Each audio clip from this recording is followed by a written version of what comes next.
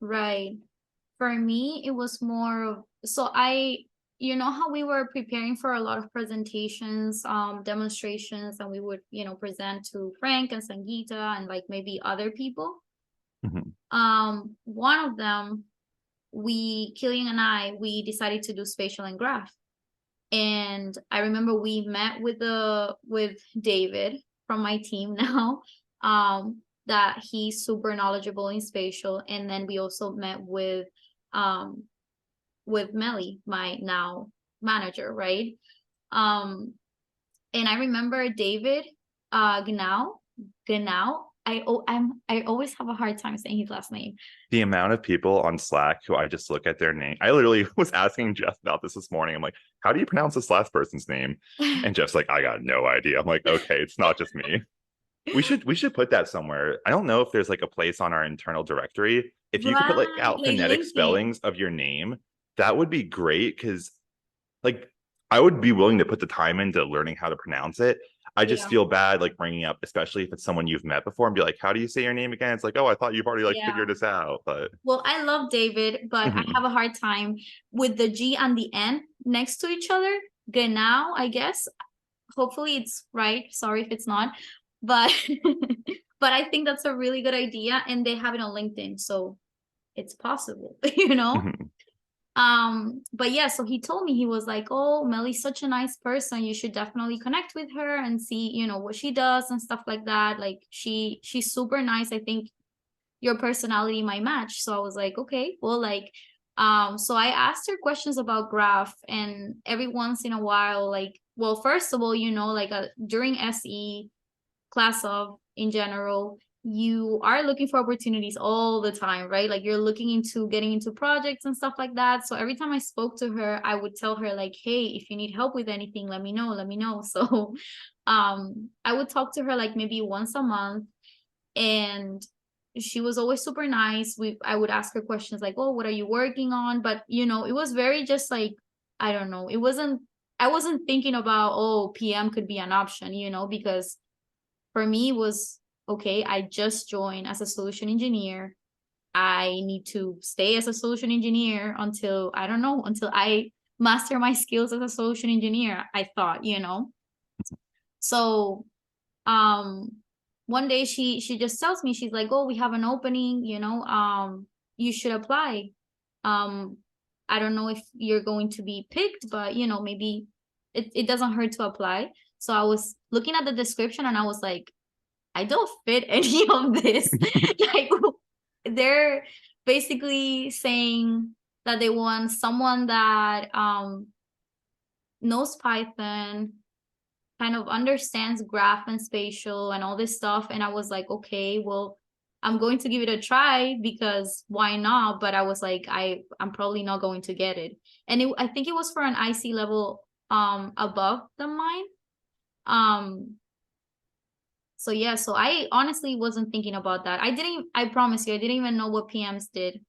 Like I spoke to some PMs, but everything is so broad, and every time you ask someone what they do is so different to what others do, So you're like, okay, I really don't get what a PM does then.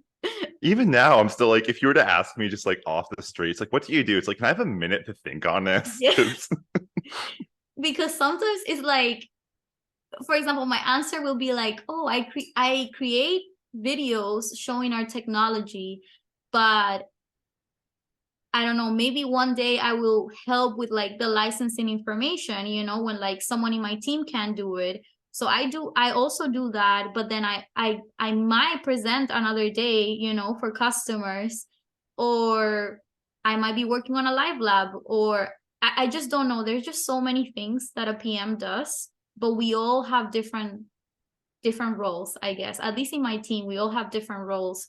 So it's a very complex like position to like actually explain what you do. So yeah, basically I wasn't thinking about my future. yeah. Conclusion. And then of course, like I applied, and actually funny story, and I think I told you this, but I applied and I thought that you weren't supposed to tell your manager that you're applying for a job until you actually get the job, right? So I didn't tell Sangeeta anything, and I was under Sangeeta at that time, right? And I remember getting an email saying something like talking about I don't remember, but it was weird. The like the title was something like applying for jobs or something like that, right? So I was like, oh my God, like maybe they found out that I was applying for jobs. So they're just going to give like a, like, letting everyone know type of thing, like, that child that like, basically started something and you're not gonna just tell them, you're gonna like tell everyone else just to make sure that they don't fuck up, basically. Sorry, excuse my language, but I'll beep it. No, we're good, I think. So then I was like, okay, well, I'm in trouble, I guess, And then Wait, so were you worried they'd make an example of you, is what you're saying? yes, yes. Oh, like they're inviting people like remove. You went I mean, behind. I didn't think they were going to say my name, but maybe Uh-huh. they, it would be something like, oh, we've heard that some of you have been applying for jobs, Mhm. and you're not supposed to do that because you are a solution engineer, you're still in class of, I don't know. I was inventing like a story in my head, I still do that all the time. So No, I was like like, that's a big thing though. It's like when, especially when you're new, it's like yeah, you don't know, so your brain fills in the blanks with the yes, worst possible scenarios. Yeah. right, because it was literally like a week before my interview or something like that, or I was having my interview that same week, right? So I was like, okay, like great, like basically I messed up.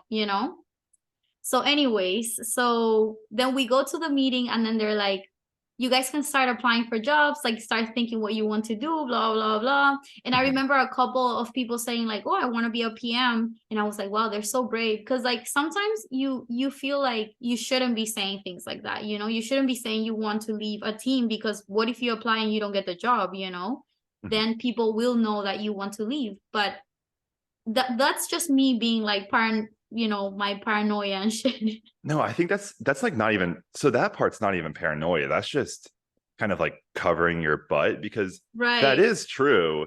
And it does get much more complicated when you are moving internally, because companies like Oracle, it's like they do want you, in the grand scheme of things, to move around, get new skills, stay in the Oracle ecosystem, move your way up, because the senior manager people, a lot of them have bounced around, because that's how you get a bigger picture of how the company works, which helps you when you're having to do those managerial type things Mm, as you move your way up through progression. But it's also like, it's hard too, because in the meantime, it's, you get to deal around like letting your current team down, leaving.